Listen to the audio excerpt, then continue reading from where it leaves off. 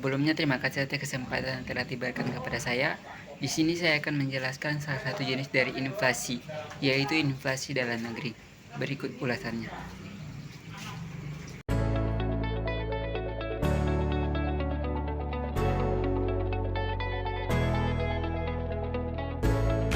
Inflasi menurut Kamus Besar Bahasa Indonesia adalah kemerosotan nilai uang kertas karena banyaknya dan cepatnya uang beredar sehingga menyebabkan naiknya harga barang.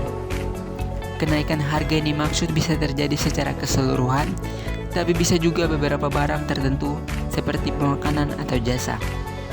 Inflasi mewakili mahalnya barang atau jasa selama periode tertentu, umumnya selama 1 tahun. Dengan banyaknya uang yang beredar, nilai unit mata uang akan berkurang. Hal ini akan membuat harga naik, sementara daya beli masyarakat turun.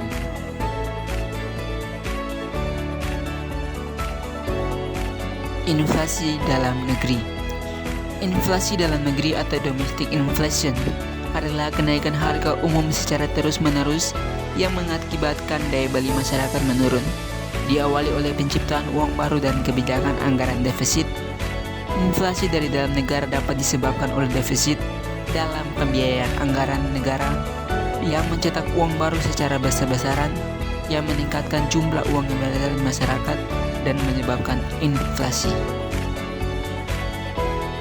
Inflasi dari dalam negeri juga dapat mempengaruhi perekonomian di kancah pasar global, mengurangi daya saing ekonomi, dan mengakibatkan harga dalam negeri naik yang meningkatkan harga barang dari negara inflasi dan mengurangi ekspor. Inflasi dari dalam negeri dapat dibagi berdasarkan besaran cakupan pengaruh terhadap harga. Jika kenaikan harga yang terjadi hanya berkaitan dengan satu atau dua barang tertentu, inflasi itu disebut inflasi tertutup. Namun apabila kenaikan harga terjadi pada semua barang secara umum, maka inflasi itu disebut sebagai inflasi terbuka. Inflasi dari dalam negeri juga dapat mempengaruhi perekonomian di kancah pasar global karena mengurangi daya saing ekonomi dan mengakibatkan harga dalam negeri naik yang dapat meningkatkan harga barang dari negara inflasi dan mengurangi ekspor. Inflasi dalam negeri dapat dibagi menjadi beberapa jenis berdasarkan tingkat keparahannya. Yang pertama, inflasi ringan. Inflasi ini mudah dikendalikan dan belum begitu mengganggu perekonomian suatu negara. Terjadi kenaikan harga barang dan jasa secara umum, yaitu di bawah 10% per tahun dan dapat dikendalikan. 2. Inflasi sedang. Inflasi yang dapat menurunkan tingkat kesejahteraan masyarakat berpenghasilan tetap, namun belum membahayakan aktivitas perekonomian suatu negara. Inflasi ini berada pada kisaran 10% sampai 30% per tahun. Dan yang terakhir yaitu inflasi tinggi. Inflasi yang paling parah akibat harga-harga naik sampai 5 atau 6 kali.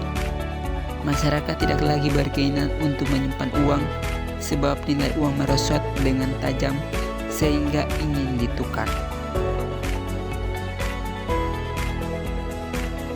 Inflasi dapat menyebabkan ketidakstabilan perekonomian yang berakibat pada naiknya tingkat harga barang dan jasa secara umum dan terus-menerus dan berakibat pada makinnya tinggi tingkat kemiskinan di suatu negara.